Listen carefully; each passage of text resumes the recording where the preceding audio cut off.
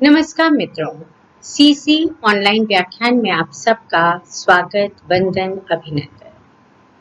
आज मैं आपके सामने सुनीता उपन्यास जो जैनेन्द्र जी द्वारा सृजित है, उनके दो प्रमुख पात्रों श्रीकांत और सुनीता के विषय में अपने विचार रखूंगी। जैनेन्द्र जी अपनी मनोवैज्ञानिक कृतियों के कारण आंग्ल उपन्यासकारों जेम्स जॉयस, वर्जीनिया वुल्फ और लॉरेंस के समकक्ष माने जाते रहे हैं।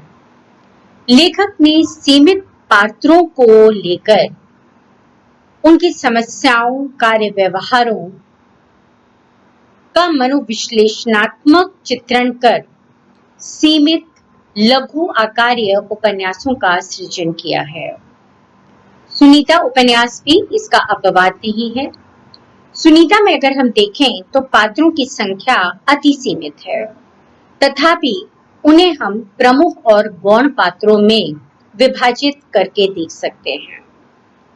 इस उपन्यास के प्रमुख पात्र केवल 3 हैं: श्रीकांत, सुनीता और हरिप्रसन्न।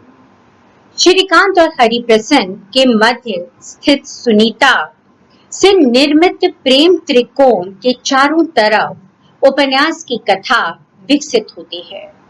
समस्त घटनाओं का उसके प्रत्यक्ष और परोक्ष रूप से संबंध है तथा उसकी सृष्टि उपन्यासकार ने अपनी जीवन दर्शन के अनुरूप की है।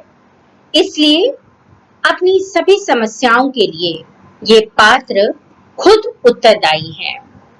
अपने अंतर्जगत में प्रवेश कर अपने अवचेतन मन और प्रेम कल्पना को ये निरंतर विश्लेषित, विवेचित करते रहते हैं और तद अनुरूप आचरण करते हैं।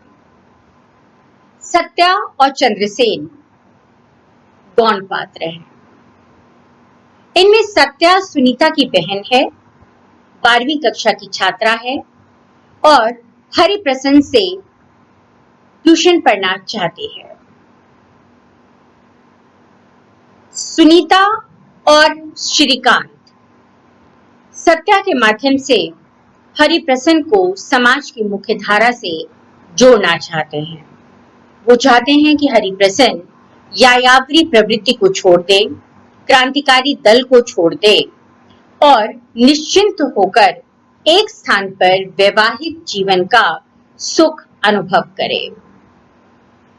चंद्रसेन पूरे उपन्यास में केवल 2 बार पाठकों के समक्ष उपस्थित होता है और ये दोनों बार भी वो केवल हरिप्रसन्न से पैसे लेने के लिए आता है।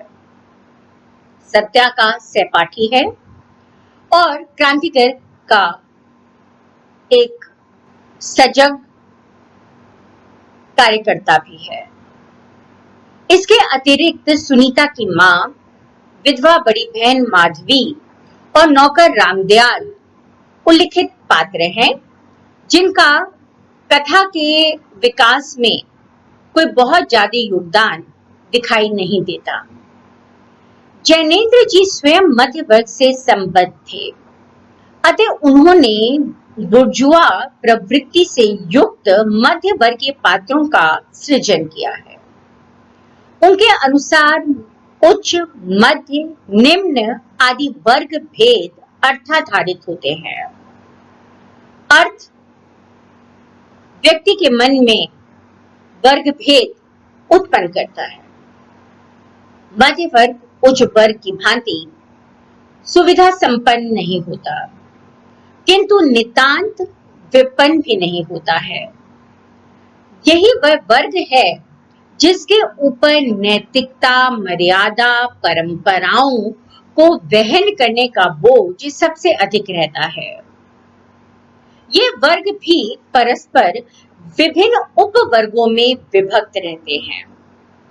एक वर्ग उन क्रांतिकारी युवकों का होता है जो अपना धर्म, राष्ट्रीयता, राष्ट्रभक्ति और जीवन का मूल मंत्र समाज सुधार मानते हैं और तद अनुरूप ही आचरण करते हैं। ये वो लोग हैं जो स्वयं को नई मान्यताओं का अग्रदूत घोषित करने से भी पीछे नहीं हटते। ये अर्थाभाव के कारण संत्रास और घुटन भरी जिंदगी जीने के लिए बाध्य होते हैं। पाश्चात्य और भारतीय संस्कृति के दोहरे प्रभाव के कारण मानसिक उद्वेलन, अंतर्विरोध, अंतर्द्वंद से ग्रस्त रहते हैं। अपने सामाजिक वर्ग से कटकर रहते हैं और इसीलिए ना उन्हें अपने अनुकूल बना पाते हैं और ना ही स्वयं उनके अनुकूल बन पाते हैं। उनका दुख, उनका द्वंद, उनका जीवन संघर्ष उनका अपना होता है, जिसको वे स्वयं झेलते हैं और किसी को उसका भागीदार नहीं बनने देते। कह सकते हैं कि आत्म पीड़न की यह प्रवृत्ति उनमें निराशा उत्पन्न करती है, उन्हें शंकित बनाती है। नारी को कल्याणी और विध्वंसक दोनों मानने वाले जैनेन्द्र कुमार नारी के प्रति सम्मानीय दृष्टि रखते हैं। उनके पिता का अल्पायु में ही स्वर्गवास हो गया था, अतः जैनेन्द्र जी अपनी माता के अधिक निकट थे और यही निकटता, यही ममत्व, यही प्रेम उनका अपने नारी पात्रों के प्रति भी है। उनके अधिकांश कृतियां नारी प्रधान हैं। उनके शीर्षक भी उनकी नायिकाओं के नामों पर आधारित हैं, सुनीता, सुगदा, कल्याणी इत्यादि। उनके नारी पात्र सतीत्व की भूमिका पर गढ़े गए हैं। विवाहित होते हुए भी स्वच्छंद दृष्टिकोण के कारण संपर्कागत पुरुषों के प्रति आकर्षित होते हैं, किंतु बुद्धि और हृदय का संघर्ष निरंतर बना रहता है। पति, समाज, प्रेमी तीनों के मध्य घड़ी के पेंडुलम की भांति घूमते रहती हैं। वे इकाई के रूप में अपने व्यवहार, अपने आचरण और अपने कर्तव्यों का निरंतर विश्लेषण करते समय मन के तीनों स्तरों का स्पर्श करती हमें दिखाई देती हैं। मानवीय दुर्बलताएं उनमें भी हैं, किंतु यथा अवसर वो उन दुर्बलताओं को छोड़कर आदर्श लक्ष्यों या नैतिक प्रतिमानों को ही स्वीकार करती है। परक उपन्यास के लेखकीय वक्तव्य में जैनेन्द्र जी ने स्पष्ट रूप से कहा है कि सभी पात्रों को मैंने हृदय की सहानुभूति दी है। जहां ये नहीं कर पाया हूं, उसी स्थल पर मैं समझता हूं चूका हूं। दुनिया में कौन है जो बुरा होना चाहता है और कौन है जो बुरा नहीं है? अच्छा ही अच्छा है। ना कोई देवता ना पशु, सब आदमी ही है। देवता से कम तो पशु से ऊपर ही। और अपने इसी विचार के कारण, अपने इसी दृष्टिकोण के कारण जैनेन्द्र जी के पात्रों में एक ओर हमें मानवता दिखाई देती है, देवत्व दिखाई देता है, तो दूसरी तरफ उनमें पशुत्व की भावना भी दिखाई देती है। उनके सभी पात्र किसी न किसी समस्या से ग्रसित हैं, अपूर्ण हैं, कुंठाग्रस्त हैं, अतृप्त हैं। उनमें एक असंतोष और विद्रोह की भावना हमें दिखाई देती है। यौन समस्याओं से पीड़ित स्त्री और पुरुष दोनों ही पात्र दिखाई देते हैं। पुरुष पात्रों की अतृप्ति और असंतोष का कारण स्त्री होती है और स्त्री पात्रों में आने वाले परिवर्तनों का कारण पुरुष होता है। तद विषय जैनेन्द्र जी की उक्ति है, प्रेम की पीड़ा मीठी होती है क्योंकि अभिलाषा की पूर्ति की आशा से मन काल्पनिक आनंद लूटता है। अतृप्त तृष्णा की मधुर पीड़ा का अनुभव करते समय व्यक्ति अपना सब भूल जाता है। आनंदानुभूति के कारण उसे वेदना प्रिय मालूम होती है और वेदना को प्रेम का मूल मानता है एवं अपनी प्रीति की अमरता में विश्वास करता है। सुनीता उपन्यास का प्रमुख पात्र श्रीकांत है। कथा का आधार है, प्रत्यक्ष या परोक्ष रूप से वो पूरी कथा में आद्यंत विद्यमान रहता है। स्वस्थ, सुंदर वर्ण, कुलीन वंशी युवक है। डॉक्टर निर्मला शर्मा के मतानुसार श्रीकांत उपन्यास में एक मित्र परायण तथा पत्नी परायण व्यक्ति के रूप में चित्रित हुआ है। अर्थात शुरू में अगर हम देखें तो वो अपने मित्र हरिप्रसन्न के लिए बेचैन रहता है, निरंतर उसकी मदद करता है, उसे ढूंढता हुआ दिल्ली की सड़कों पे घूमने लगता है और बाद में अपनी पत्नी और अपने मध्य बिखरे हुए दाम्पत्य सूत्रों को सहेजने के लिए वो अपने मित्र हरिप्रसन्न का ही मोहरा बना देता है। इस तरह से हम देखें तो एक तरफ वो अपने मित्र हरिप्रसन्न को क्रांतिकारी दल से निकालकर समाज की मुख्य धारा में लाने का प्रयास करता है, तो दूसरी तरफ अपनी पत्नी के प्रति अपने प्रेम के कारण वो अपने बीच में फैली निरस्ता को दूर भी करना चाहता है और उसे दूर कर अपने गृहस्थ जीवन को सुखी भी बनाना चाहता है।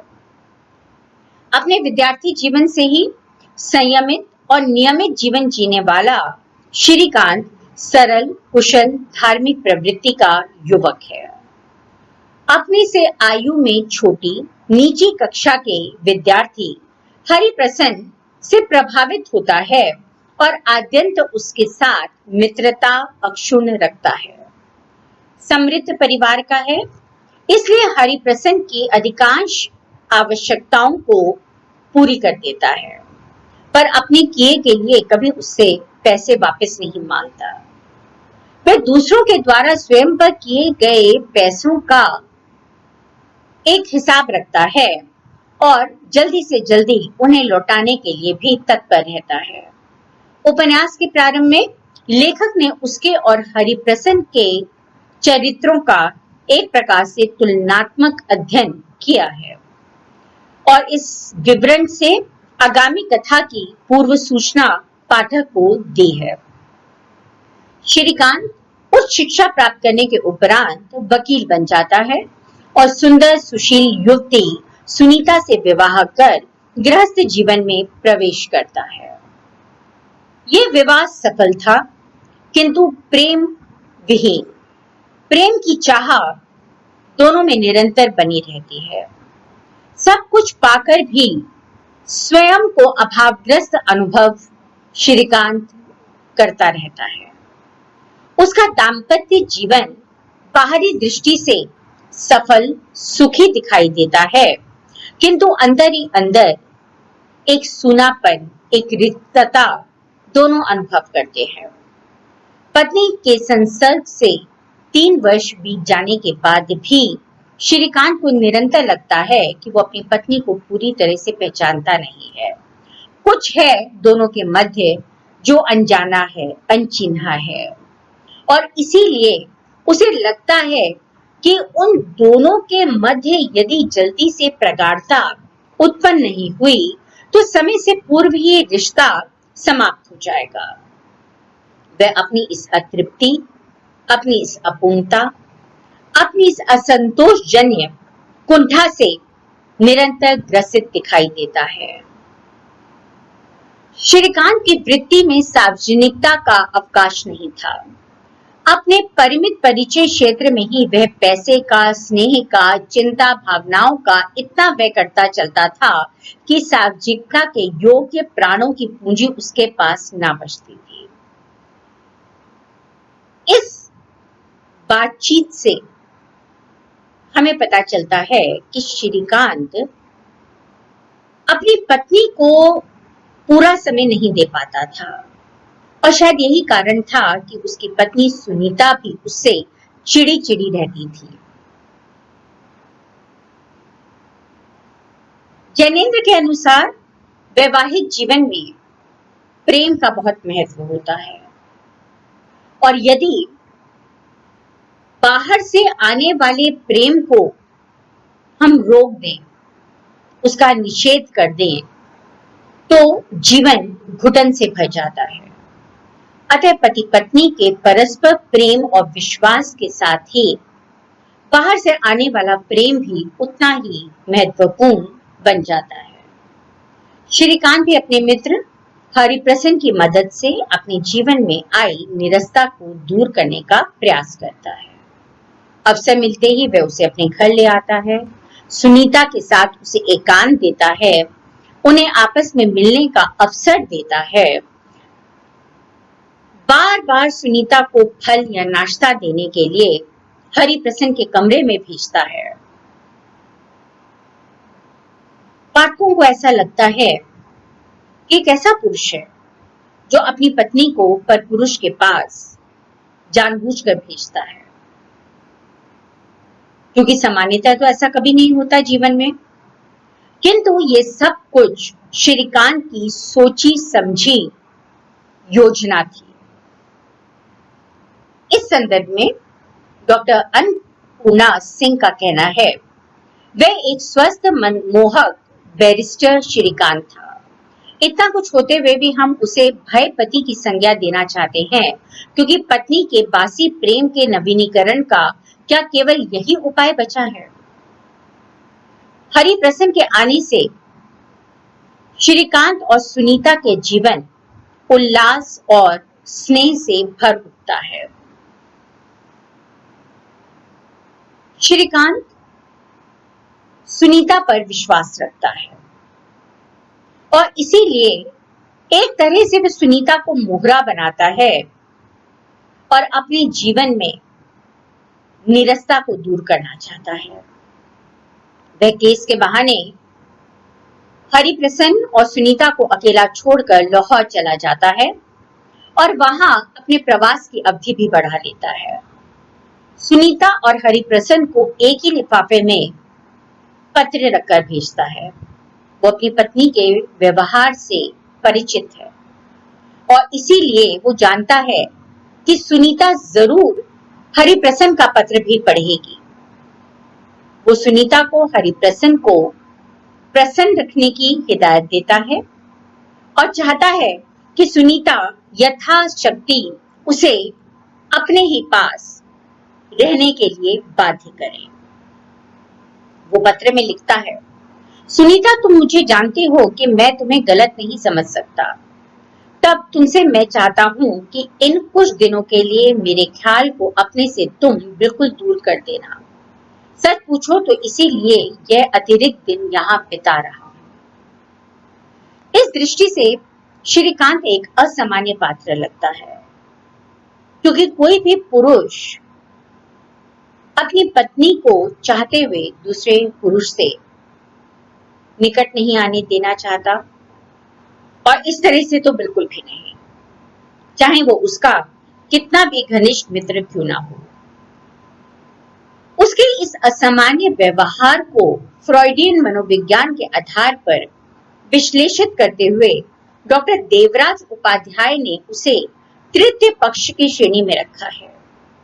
सुनीता के प्रति उसकी भावनाएं अतरंगता से युक्त हैं, उदात्त भाव से युक्त हैं और चेतना से युक्त है। वे बिना उससे पूछे हरिप्रसन्न को रुपए नहीं देता। हरिप्रसन्न के बारे में वो सुनीता से कोई बात छुपाता भी नहीं है।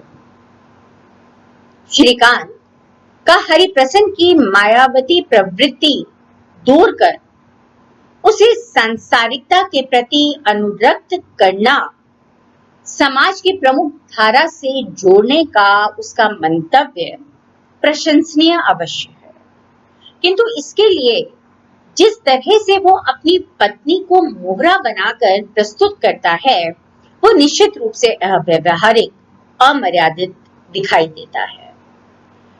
लाहौर से लौटने के पश्चात सुनीता उसके लिए, जो अब तक उपेक्षणीय थी, अकाम्य थी, अस्पृश्य थी, वो अब अचानक से आकर्षक और प्रिय बन जाती है।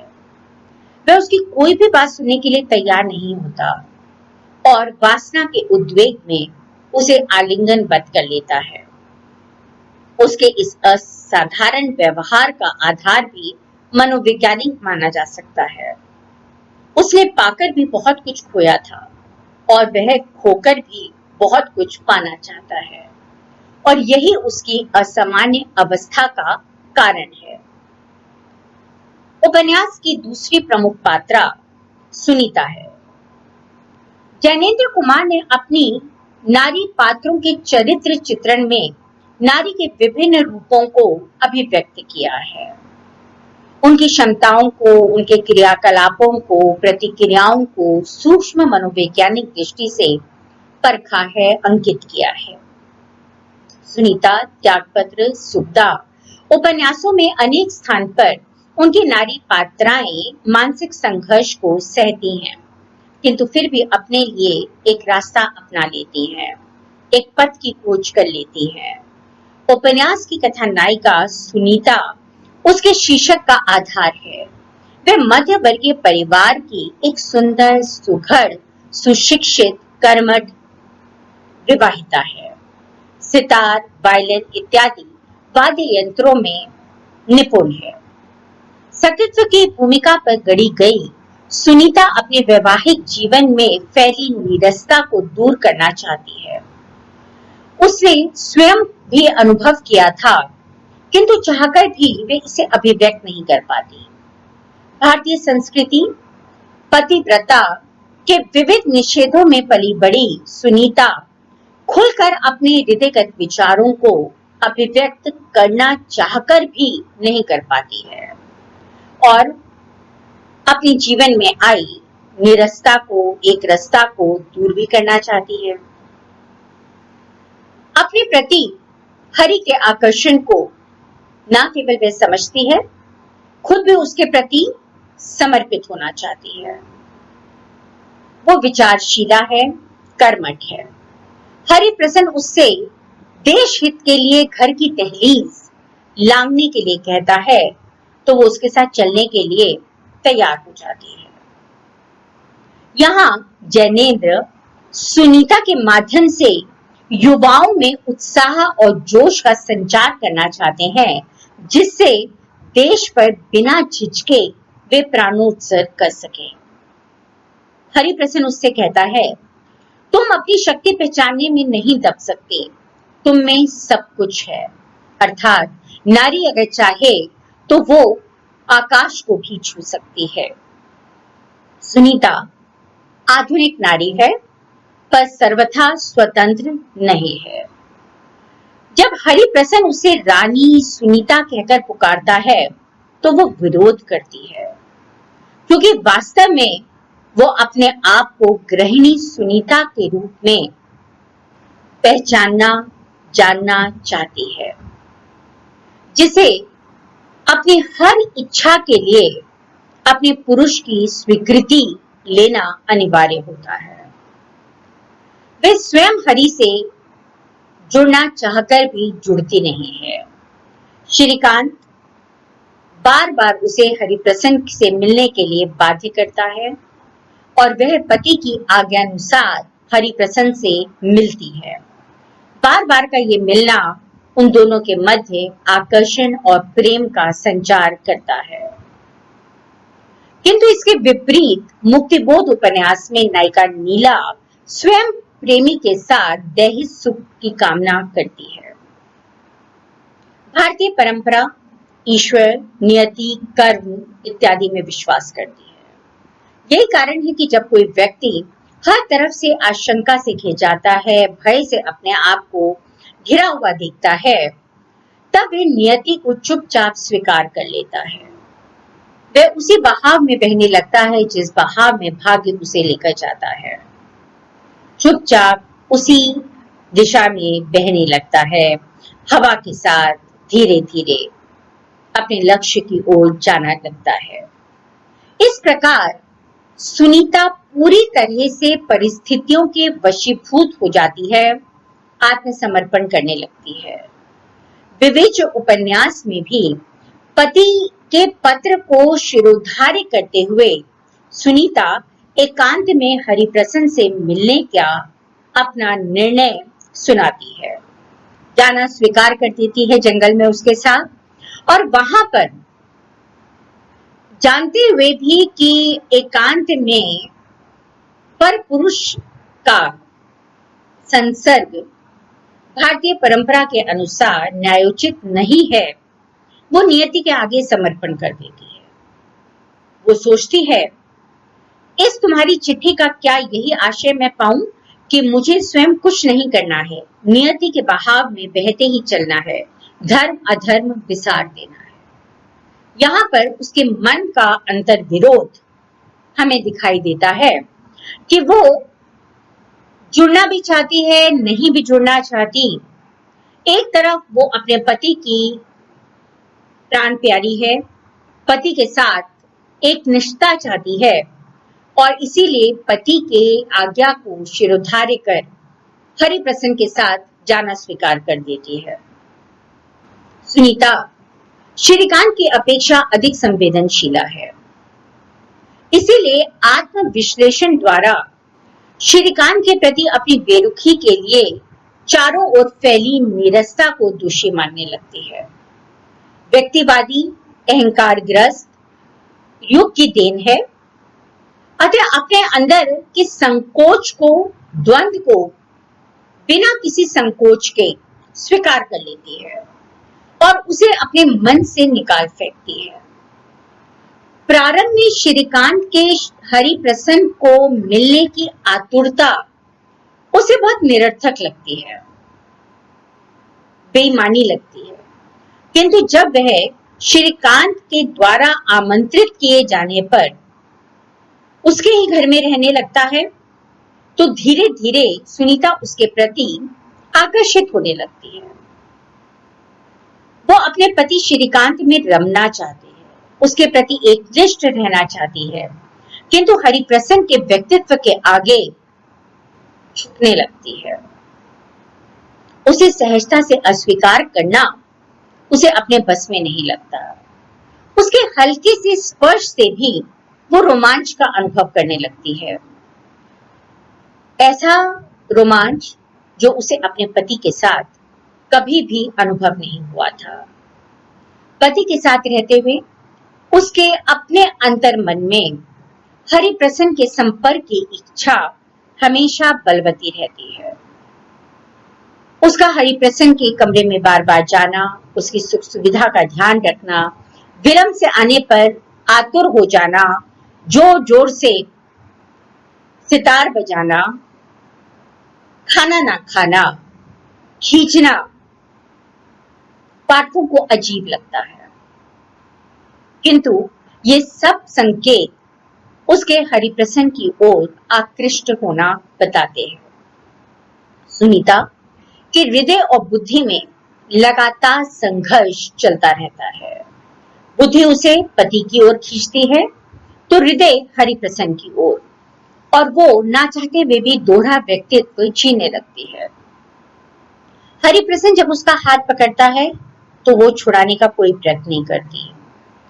दूसरे परिच्छेद में ही वो पति श्रीकांत से अतिशय प्रेममयी हो जाती है। आधुनिक नारी के रूप में वह अपनी अस्मिता की अलग पहचान रखना चाहती है। उसकी दृष्टि में श्रीकांत देवता नहीं है और वह देवी नहीं है। पति द्वारा अतृप्त छोड़ देने पर वह चिड़चिड़ी हो जाती है और घोर मनस्ताप में ग्रस्त रहती है। जैनेन जी पारंपरिक नैतिकता के मानदंडों को कभी भी स्वीकार नहीं करते थे। उन्होंने तद्विषयक नवीन मानदंडों का अनुमोदन किया है और इसीलिए उन्हें सुनीता का सामाजिक मान्यताओं की उपेक्षा करना अस्वाभाविक नहीं लगता।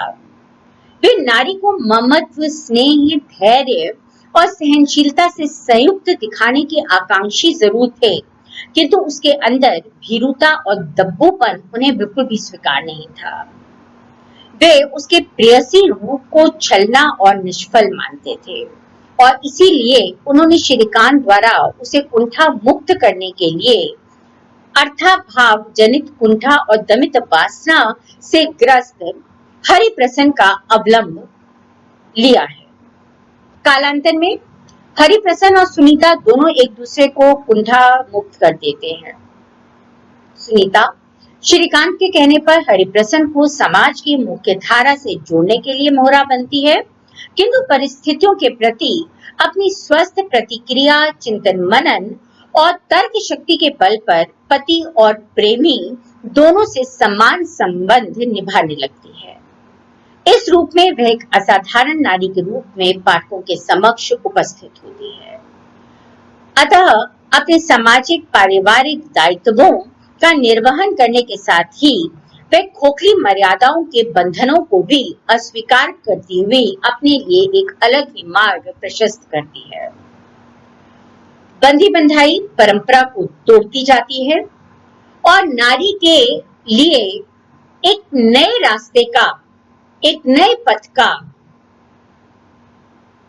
खोज करती है, अपने प्रति ईमानदार रहती है और यही आधुनिक नारी की पहचान बन जाती है। प्रारंभ में हरिप्रसन्न के साथ अकस्मात कमरे में प्रवेश करते समय श्रीकांत का सुनीता को जाने से रोकना और यह कहना कि कमरा पूरा साफ नहीं हुआ है, यह संकेतात्मक है। वह सुनीता को संकेत करना चाहता है कि उसे हरिप्रसन्न की काम ग्रंथियों को भी जाले की भांति साफ करना है और उससे अपनी सुरक्षा भी करनी है। लाहौर से लिखे अपने पत्र में भी वह उसे हरिप्रसन्न की प्रत्येक इच्छा को पूर्ण करने का निर्देश देता है। सुनीता द्वारा हरि के साथ वन में जाने की स्वीकृति देना, निर्वस्त्र हो उसकी काम वासना को तृप्त करने के लिए प्रस्तुत होना, आलोचकों की दृष्टि में लेखक द्वारा नारी की सुलभ लज्जा और पातिव्रता को एक सिरे से नकार देना है। वस्तुतः सुनीता मनोविश्लेषणात्मक प्रतिभा द्वारा हरिप्रसन्न की उद्दाम वासना को जानने के पश्चात डरती नहीं है, घबराती नहीं है, अभी तो अपनी रक्षा के लिए अहिंसा का मार्ग चुनती है। वह न चिल्लाती है, न क्रोधित होती है, न चिल्लाती है, न व्यंग करती है, बल्कि अपने आप को पूरी तरह से समर्पित कर देती है। उसके इस प्रकार के समर्पण से हरिप्रसन्न संकुचित हो जाता है, लज्जित हो जाता है। इस प्रकार से न केवल वो अपने पातिव्रत को अक्षुण्ण रखती है कि और अपने साहस का भी परिचय देती है। अपने ऊपर वो अंकुश लगाना भी जानती है। श्रीकांत के लाहौर से लौटने के बाद, हरिप्रसन्न के जाने के बाद वह श्रीकांत को पूरी की पूरी घटना बताना चाहती है और उसके मना करने पर भी वह शांत नहीं होती है। कथा के अंत में वह अपने घर और अपने परिवार में पूरी तरह से समर्पित हो जाती है। इस प्रकार से हम देखते हैं कि सुनीता के मनोविश्लेषण के लिए जैनेन्द्र जी ने पूर्व प्रयुक्त सभी प्रवृत्तियों का प्रयोग करने के साथ साथ नई विधियों का भी प्रयोग किया है। जैसे हरिप्रसन्न के विलंब से आने पर वो तीव्र स्वर में सितार बजाने लगती है। श्रीकांत के लाहौर से जाने के पश्चात उसके चित्र के सम्मुख खड़ी होकर अपनी दुविधाओं और निश्चय को बार बार दोहराने लगती है। आत्मदर्शन और आत्मा लाभ द्वारा हरिप्रसन्न और सुनीता स्वयं वक्ता और श्रोता दोनों ही रूप में अपना मनोविश्लेषण करते दिखाई देते हैं। इस तरह से हमने देखा कि किस प्रकार से जैनेन्द्र अपने पात्रों का चरित्र चित्रण मनोविश्लेषणात्मक धरातल पर करते हैं।